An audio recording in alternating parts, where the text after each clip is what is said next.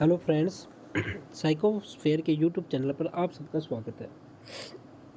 हमारी साइकोलॉजी की क्लास चल रही थी और हम पढ़ रहे थे टॉपिक अधिगम। अधिगम क्या है? थोड़ा लेंथी टॉपिक है। तो हम क्या करेंगे, साथ साथ में 15 से 20 मिनट की एक वीडियो न्यू टॉपिक की शुरू कर लेंगे, जो छोटा टॉपिक होगा। तो आज हमारे छोटे टॉपिक में जो हमारा टॉपिक है वो है बुद्धि। तो आज हम पढ़ते हैं बुद्धि को। हमारे टॉपिक का पढ़ने का वही तरीका होगा, हम इसे पार्ट्स में बांट लेंगे। नंबर 1 पार्ट में हम पढ़ेंगे बुद्धि की।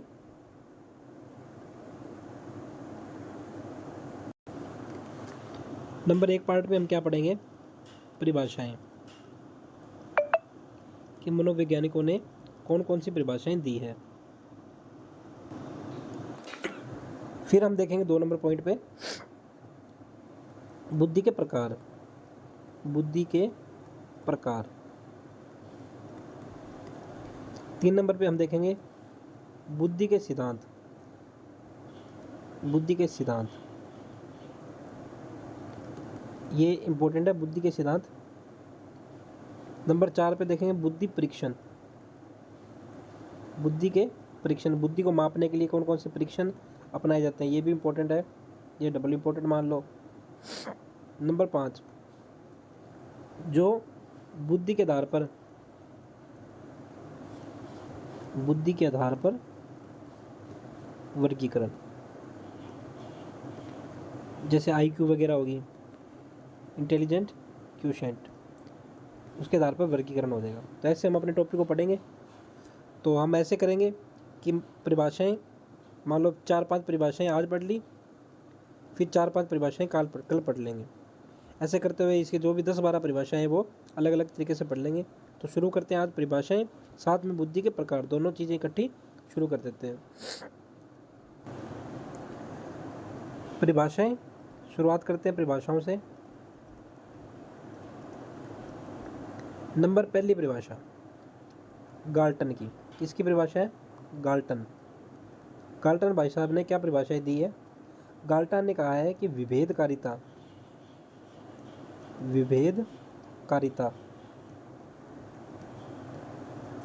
व चयन की शक्ति का नाम क्या है? बुद्धि है। उसने क्या बोला कि अगर हम चीज़ों में, अलग अलग चीज़ों में विभेद कर सकते हैं, चयन कर सकते हैं कि कौन सा बेटर है हमारे लिए, कौन सा बेस्ट है, कौन सा गुड है, कौन सा वर्स्ट है, अगर चयन कर सकते हैं, अगर विभेद कर करके, क्या डिफरेंस देख देख के अगर हम उसमें चयन कर सकते हैं, तो मतलब हमारे पास जो शक्ति है इसको चयन करने की, उस शक्ति का नाम ही क्या है? बुद्धि है। तो ये परिभाषा किसने बोली है? गाल्टन ने। इसको याद रखने की हम ट्रिक क्या अपनाएंगे? तो गाल्टन में क्या आ रहा है? गाल मतलब गाड़ी। तो देखो गाड़ी है ना, निकाल लो, गाड़ी निकालनी चाहिए, गाड़ी निकाल लो, लेकिन डिफरेंस देख के कि सामने वाला बंदा कौन सा है, चयन करके कि इस बंदे को कौन सी गाली निकालनी चाहिए। कोई बड़ा बंदा है, स्ट्रॉन्ग बंदा है, तो उसको तो सिंपल सी गाली निकाल दो। कमज़ोर बंदा है तो उसको चाहे गंदी गाली निकाल दो। मतलब कहने की बात ये, गाल निकालो, गाल्टन मतलब गाल निकालो, लेकिन डिफरेंस देख के कि सामने वाला बंदा कैसा है, चयन करके गाली निकालनी चाहिए। तो ये इसकी ट्रिक हो जाएगी। गाल्टन का मतलब क्या हो जाएगा? गाल्टन की परिभाषा क्या है बुद्धि के बारे में? कि गाली कैसे निकालनी चाहिए? चयन करके, सामने वाले बंदे में विभेद करके, सामने वाला बंदा कैसा है उसको देखकर गाली निकालनी चाहिए। तो ये परिभाषा याद हो जाएगी गाल्टन की। पहली परिभाषा हमारी होगी गाल्टन की। अब पढ़ते हैं हम दो नंबर परिभाषा। 2 नंबर परिभाषा है स्टाउट। स्टाउट भाई साहब ने क्या परिभाषा दी है? सतर्क रहना ही बुद्धि है। देखो इसको याद रखने की ट्रिक क्या हो जाएगी? स्टाउट मतलब अपने याद रखेंगे स्काउट से। स्काउट जो होता है उसमें क्या होता है, जो भी स्काउट में पार्टिसिपेट करता है, स्काउट एक गेम कह सकते हैं अपने।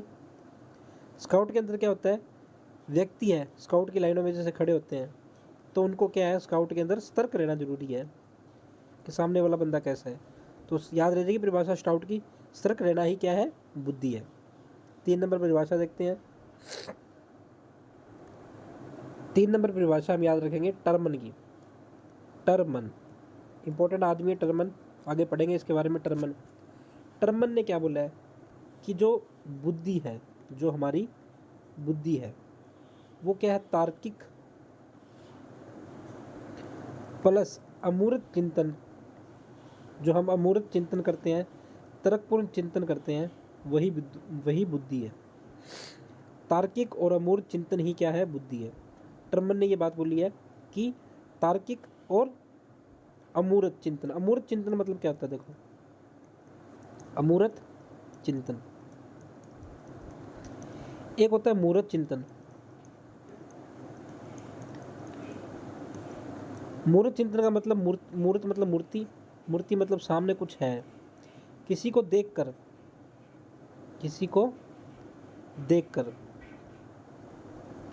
अपनी भावनाएं व्यक्त करना या सोचना, तर्क करना, वो तो क्या है, मूर्त चिंतन। ठीक है, जैसे मान लो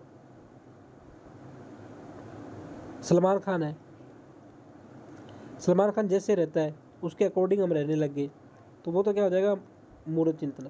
अमूर्त चिंतन में क्या आ जाती है, हमारी वो सारी फीलिंग्स आ जाती है जिसको हम बयां नहीं कर सकते या दिखा नहीं सकते, वो क्या हो जाता है, अमूर्त चिंतन हो जाता है, दिखा नहीं सकते।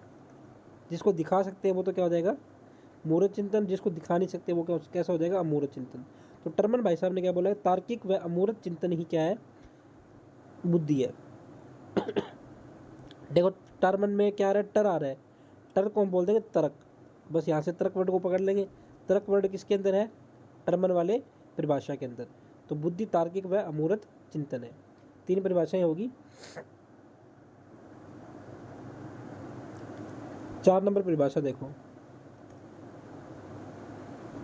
बर्ट। बर्ट की परिभाषा क्या है, समस्या समाधान की योग्यता। समस्या समाधान की योग्यता ही क्या है, बुद्धि है। तो बर्ट को याद रख लेंगे हम। बर्ट मतलब बट। मान लो हम किसी समस्या को सॉल्व कर रहे हैं, फिर बीच बीच में तो बट अब क्या करें, बट अब क्या करें, अब क्या करें मतलब हमारे सामने क्या आ गई, एक समस्या आ गई, अब क्या करेगा मतलब अब तो समस्या आ गई हमारे सामने, उस समस्या को क्या करना है, सॉल्व करना है। तो समस्या को सॉल्व करना ही क्या है, बुद्धि है। तो बट ने क्या बोला, बट मतलब बट से हम याद रखेंगे बट वर्ड मतलब नेगेटिव वर्ड आ गया। नेगेटिव वर्ड का मतलब क्या आ गया, हमारे सामने समस्या आ गई, और समस्या को क्या करना है, हमें समाधान करना है, और उसकी योग्यता ही क्या है, बुद्धि है। तो परिभाषा को याद रखने के लिए मैंने इतनी लंबी बात बोली है। समस्या समाधान की योग्यता ही क्या है, बुद्धि। बट को बट से याद रख लेंगे, बट मतलब नेगेटिव, नेगेटिव मतलब समस्या, समस्या का समाधान करना है। ये बट की परिभाषा होगी। अगली परिभाषा देखते हैं हम, स्टर्नबर्ग। स्टर्नबर्ग भाई साहब ने क्या बोला है कि बुद्धि आलोचनात्मक चिंतन है। आलोचनात्मक चिंतन कौन सा हो जाएगा, किसी में क्या निकालना, आलोचना निकालना। क्या निकालना, आलोचना, किसी का विरोध करना। अगर हम किसी में कमी निकाल सकते हैं तो मतलब हम बुद्धि से कार्य कर रहे हैं। तो स्टर्नबर्ग ने क्या बोला है, बुद्धि आलोचनात्मक चिंतन है। अभी हमने एक परिभाषा पढ़ी थी, बुद्धि क्या है, तार्किक प्लस अमूर्त चिंतन है। तार्किक यानी तर्क, तर्क मतलब टर्मन। टर्मन ने तो ये परिभाषा दी है, और स्टर्नबर्ग ने क्या बोला है, आलोचनात्मक चिंतन है। तो शॉर्ट में हम देख लेते हैं, तार्किक प्लस अमूर्त चिंतन, ये किसने बोला है, तर्क मतलब टर्मन, और आलोचनात्मक चिंतन ये किसने बोला है, ये हमारे साहब स्टर्नबर्ग ने बोला है, स्टर्नबर्ग ने। रिपीट करते हैं परिभाषा को। पहली परिभाषा तार्किक और अमूर्त चिंतन, टर्मन। आलोचनात्मक चिंतन, स्टर्नबर्ग। 3 नंबर समस्या समाधान की योग्यता, समस्या समाधान नेगेटिव आ गया, मतलब नेगेटिव मतलब बट मतलब बर्ट ने ये बोल दिया। 4 नंबर परिभाषा हम याद रखेंगे, विभेदकारिता याद करो, विभेद करके चयन करना उसकी जो शक्ति है, और चयन करके हम क्या निकालेंगे, गाल निकालेंगे। तो गाल्टन ने ये परिभाषा दी है, गाल्टन ने। 5 नंबर पे देखो, सतर्क रहेंगे। सतर्क कब रहेंगे, जब हम स्काउट में भाग लेंगे। स्काउट मतलब स्टाउट में भाग लेंगे, स्टाउट की परिभाषा ये है। तो आज हमने ये 5 परिभाषाएं पढ़ी है, 5 परिभाषा हम कल पढ़ लेंगे। अब हम शुरू करते हैं इसका अगला जो पार्ट है 2 नंबर पे। अब पढ़ते हैं बुद्धि के प्रकार। ए नंबर पर प्रकार बताए हमारे थॉर्नडाइक, बिल्ली पर प्रयोग जिसने किया था उसने, एंड गेरिट के अनुसार। थॉर्नडाइक और गेरिट ने बुद्धि के प्रकार बताए। कितने प्रकार बताए, 3 प्रकार बताए। ठीक है, तो हम देखते हैं 3 प्रकार कौन कौन से बताए। इसको थोड़ा सा ऊपर कर देता हूँ।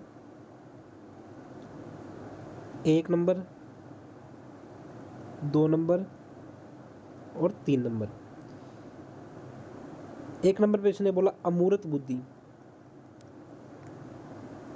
2 नंबर पे इसने बोला मूर्त बुद्धि, और 3 नंबर पे इसने बोला सामाजिक बुद्धि। 3 प्रकार की बुद्धि बताई इसने, किसने, थॉर्नडाइक और गेरिट ने। ठीक है, थॉर्नडाइक और गेरिट ने कितने प्रकार की बुद्धि बताई, 3 प्रकार की। अमूर्त बुद्धि, इंग्लिश में हम बोलेंगे एब्स्ट्रैक्ट इंटेलिजेंस।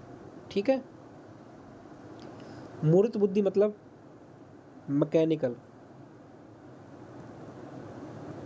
इसको मैं यांत्रिक भी बोल सकता हूँ, यानी मूर्ति के द्वारा यंत्र के द्वारा होने वाली बुद्धि, मैकेनिकल इंटेलिजेंस। सामाजिक बुद्धि मतलब सोशल इंटेलिजेंस। ये 3 प्रकार की बुद्धियाँ बताई है इन्होंने। ठीक है, अब पढ़ते हैं हम ये बुद्धि में क्या है, इस बुद्धि में क्या है और इस बुद्धि में क्या है। थॉर्नडाइक भाई साहब ने बताया, गेरिट भाई साहब ने, दोनों ने मिलकर क्या बताया कि अमूर्त बुद्धि किस में होती है। अमूर्त बुद्धि मतलब जिसमें सोचने समझने के लिए किसी भी प्रकार की सामने कोई चीज़ का होना जरूरी नहीं है। सामने अगर नहीं है तो भी हम उसके बारे में सोच सकते हैं। वो कौन सी बुद्धि हो जाएगी, अमूर्त बुद्धि। ठीक है, और सामने देखकर काम आने वाली बुद्धि कौन सी हो जाएगी, मूर्त बुद्धि, या यंत्र के द्वारा चलने वाली बुद्धि, यांत्रिक बुद्धि। समाज के अंदर जो जो समाज से रिलेटेड हो वो कौन सी हो जाएगी, सामाजिक बुद्धि। तो पहले देखते हैं कि अमूर्त बुद्धि वाले लोग कौन से होते हैं। एग्जाम्पल की मैं बात करूं, पहले पेंटर, चित्रकार की बात करता हूँ। चित्रकार मान लो किसी चित्र को बनाता है तो उसको बिना देखे, उसको हालांकि देख के भी बना सकता है, मतलब अगर वो इस कला को अपना रहा है तो उसमें उसकी भावनाएं इंपॉर्टेंट होती है। क्या इंपॉर्टेंट होती है, भावना इंपॉर्टेंट होती है। और बात करते हैं हम वकील। वकील के अंदर कौन सी बुद्धि होती है, अमूर्त बुद्धि होती है। ठीक है, जैसे वो केस वगैरह लड़ता है तो वो क्या पेश करता है, सामने दलीलें पेश करता है। ठीक है, जैसे डॉक्टर हो गया, डॉक्टर में भी कौन सी बुद्धि होती है, अमूर्त बुद्धि। जैसे फिलोसोफर हो गया, दार्शनिक हो गया, उसमें भी कौन सी बुद्धि होती है, अमूर्त बुद्धि। साहित्यकार,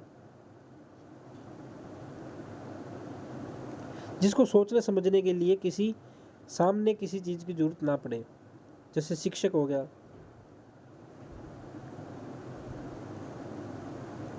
ठीक है,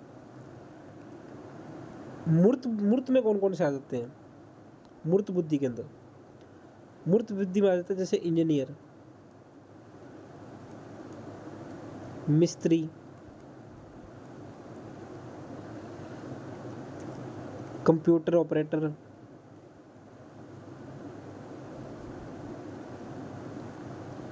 व्यापारी।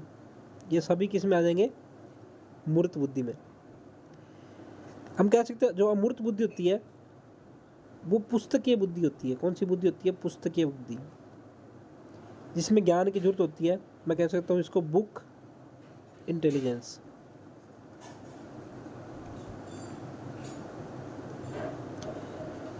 कहने की मोटी मोटी बात अगर मैं समझाना चाहूँ आपको, अगर रटने की बात बताऊँ तो अमूर्त बुद्धि में कौन से लोग आएंगे? जो पढ़े लिखे लोग होंगे।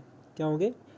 पढ़े लिखे लोग, यानी जिसमें पढ़ाई काम आएगी। क्या काम आएगी? पढ़ाई। हाथ का कोई वर्क काम नहीं आएगा, हाथ का वर्क काम नहीं आएगा, दिमाग काम आएगा। क्या काम आएगा? माइंड। वो तो बुद्धि कौन सी हो जाएगी? अमूर्त बुद्धि। मूर्त बुद्धि में क्या हो जाएगा? मूर्त बुद्धि के अंदर बंदा हाथ का कारीगर होगा। क्या होगा? हाथ का कारीगर, ना कि फीलिंग्स का कारीगर होगा। जो फीलिंग्स का कारीगर होगा, जो ज्ञान का कारीगर होगा, ज्ञान का कारीगर, वो तो किस में आ जाएगा? अमूर्त बुद्धि में। और जो हाथ का कारीगर होगा वो किस में आ जाएगा? मूर्त बुद्धि में, यांत्रिक बुद्धि के अंदर आ जाएगा। ठीक है।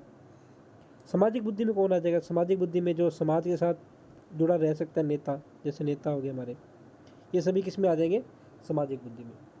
तो ये 3 प्रकार समझ में आए थॉर्नडाइक और गैरेट के अनुसार से। अमूर्त बुद्धि वाले लोग, मूर्त बुद्धि वाले लोग, सामाजिक बुद्धि वाले लोग।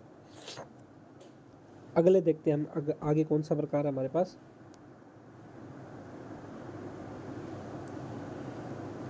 बी नंबर पे देखते हैं। बी नंबर पे हमारे पास कैटल एंड हॉर्न।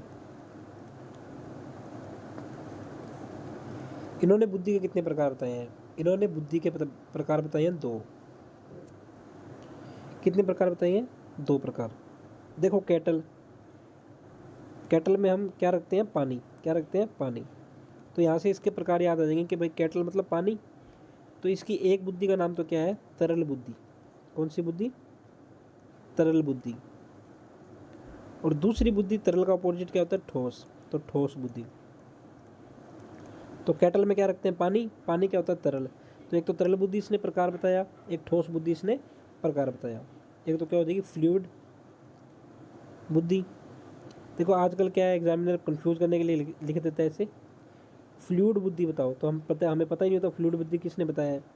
तो फ्लूइड हो जाएगा तरल बुद्धि, और ठोस क्या हो जाएगा? Crystal, crystal intelligence. तरल बुद्धि जन्मजात होती है। क्या बताया कैटल ने? कि तरल बुद्धि क्या होती है? जन्मजात होती है। और ठोस बुद्धि अर्जित की जाती है। क्या की जाती है? अर्जित की जाती है। जन्मजात होती है कौन सी बुद्धि? तरल बुद्धि। ठोस बुद्धि क्या होती है? अर्जित की जाती है। तो बताओ तरल बुद्धि में कौन कौन से आ जाएगा? तरल बुद्धि में आ जाएगी जैसे कल्पना, जन्मजात होती है, हम कल्पना कर सकते हैं। चिंतन कर सकते हैं, जन्मजात होता है। तर्क कर सकते हैं। प्रत्यक्षीकरण, यानी सामने वाले को देखकर अनुभव, क्या अनुभव कर सकते हैं? समस्या समाधान की भावना, ये भी किस में आती है? तरल बुद्धि में, यानी जन्मजात में। ये भी हमारे में जन्मजात होती है। स्मृति हो गया, स्मृति मतलब याद रखना, याद रखना, ये भी क्या होता है? जन्मजात। तो ये जन्मजात में आ जाते हैं ये वाली चीज़ें। कल्पना, चिंतन, तर्क, प्रत्यक्षीकरण, समस्या समाधान, स्मृति, ये तरल बुद्धि वाले लोग होंगे। ठोस बुद्धि में कौन कौन से आ जाएंगे? ठोस बुद्धि में आ जाएंगे ज्ञान प्राप्ति करना, अनुभव, अनुभव अर्जन करना, सूचनाएं एकत्रित करना, सूचनाएं हमारे आना, और जो विशिष्ट कोई कौशल कर लेना, जैसे तैरना सीखना। तैरना जन्मजात होना आता है हमें, विशिष्ट कौशल सीखना। ठीक है। ये जन्मजात होती है। अर्जित बुद्धि होती है वो मैक्सिमम किशोरावस्था के बाद में आती है। किशोरावस्था के बाद में, यानी जो ठोस बुद्धि है वो किशोरावस्था के बाद में ही अर्जित की जाती है। ये चीज़ें समझ में होगी। और ये जो जन्मजात बुद्धि होती है, इसका विकास जन्म से लेकर किशोरावस्था तक होता है। किशोर अवस्था तक होता है। और किशोरावस्था के बाद में किसका विकास होता है? ठोस बुद्धि का। छोटी छोटी चीज़ें हैं, समझाने की कुछ ज़्यादा जरूरत नहीं है। कितने प्रकार बताए? 2 प्रकार, तरल बुद्धि, ठोस बुद्धि। तरल जन्मजात, जन्म से लेकर किशोरावस्था तक होती है ये सभी चीज़ें। और अर्जित जो किशोरावस्था के बाद में अर्जित की जाए, जैसे ज्ञान की प्राप्ति, अनुभव, सूचना एकत्रित करना, विशिष्ट कौशल सीखना, वो किस में आ जाएगी? ठोस बुद्धि के अंदर। ये चीज़ समझ में आ गई।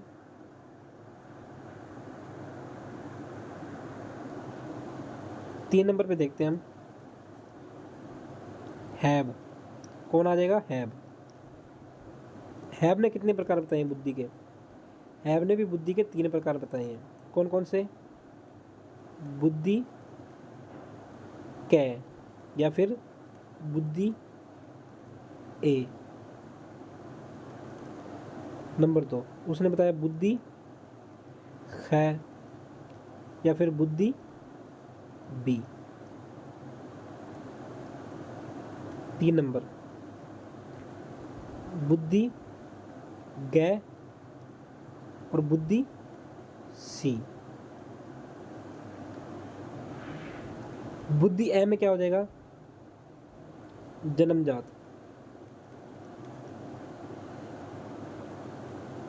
बुद्धि बे में क्या हो जाएगा? अर्जित, जो अभी हमने पढ़ा था।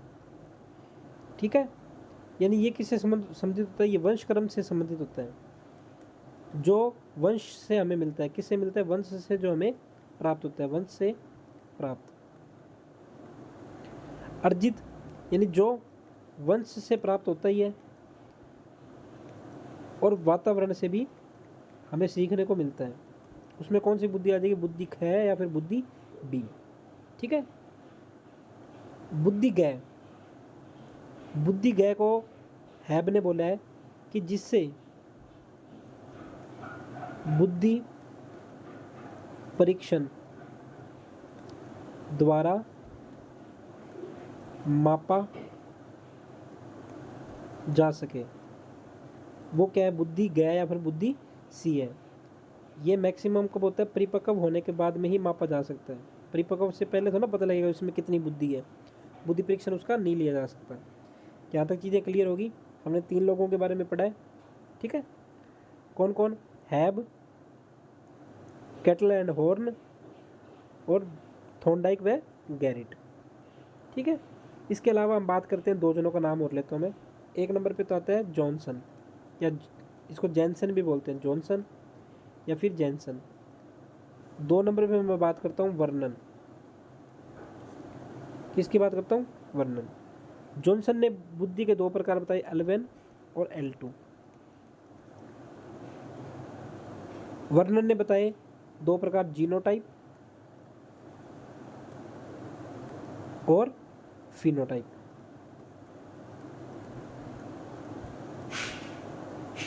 ठीक है, अभी हमने पढ़ा था जीनोटाइप और फिनोटाइप। जीनोटाइप मतलब जो वंश से हमें मिलता है, वंश क्रम, और फिनोटाइप हो गया जो वंश क्रम वंश से तो मिलता ही है, प्लस इनटू वातावरण से मिलकर अर्जित किया जाता है।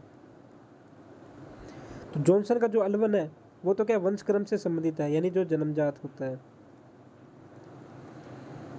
और जो L2 है वो क्या हो जाएगा?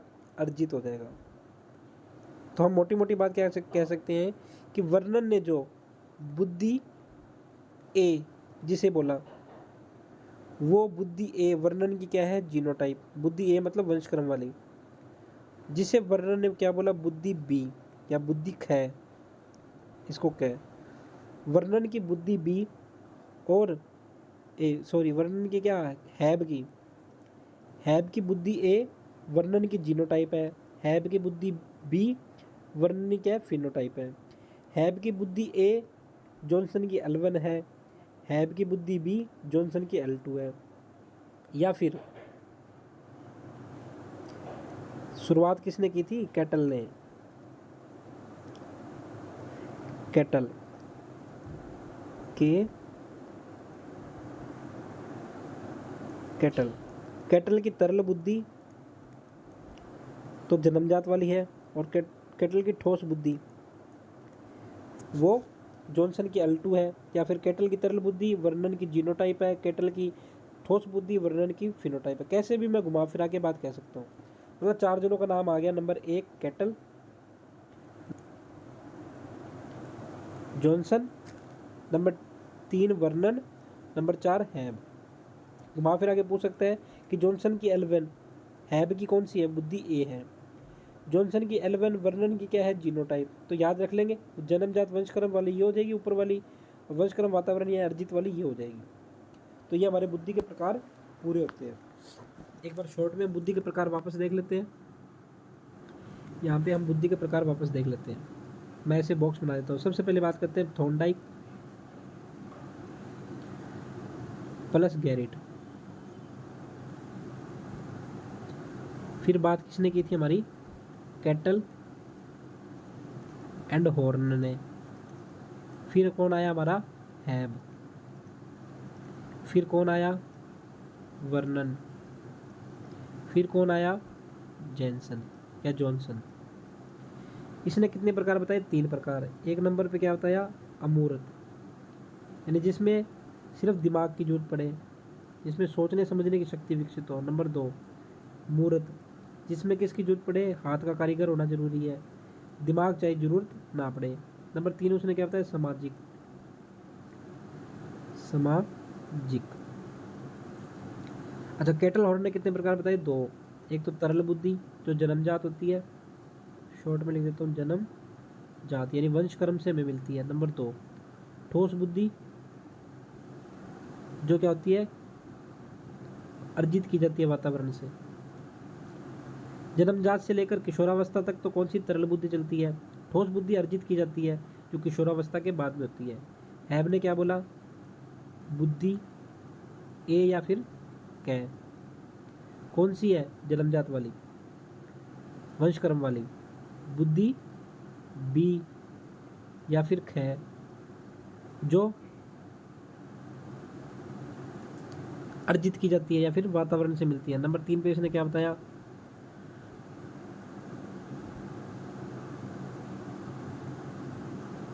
यहाँ पे लिख देता हूँ मैं 2 नंबर पे, बुद्धि बी या फिर कै जो वंशक्रम से मिलती है। नंबर 3 बुद्धि इसने क्या बताया, सी या फिर गै जिसे बुद्धि परीक्षण द्वारा मापा जा सके। और ये कब मापा जाता है, परिपक्व होने के बाद में। परिपक्व होने के बाद में। वर्णन ने कितने प्रकार बताए, 2 प्रकार बताए, जीनो टाइप और फिनोटाइप। जीनोटाइप और फिनोटाइप। जो हैब का कै है वो जीनोटाइप है, जो हैब का कै है वो फिनोटाइप है। या फिर कैटल का जो तरल है वो जीनोटाइप है, कैटल का जो ठोस है वो फिनोटाइप है। जेनसन ने क्या बताया, L1 और L2। यहाँ तक हमारे बुद्धि के प्रकार पूरे हो गए। ठीक है, कल हम पढ़ेंगे बुद्धि के सिद्धांत। धीरे धीरे ये टॉपिक कंप्लीट हो जाएगा, साथ में हम अधिगम टॉपिक चला के रखेंगे। आज के लिए बस इतना ही, मिलते हैं अगली क्लास में।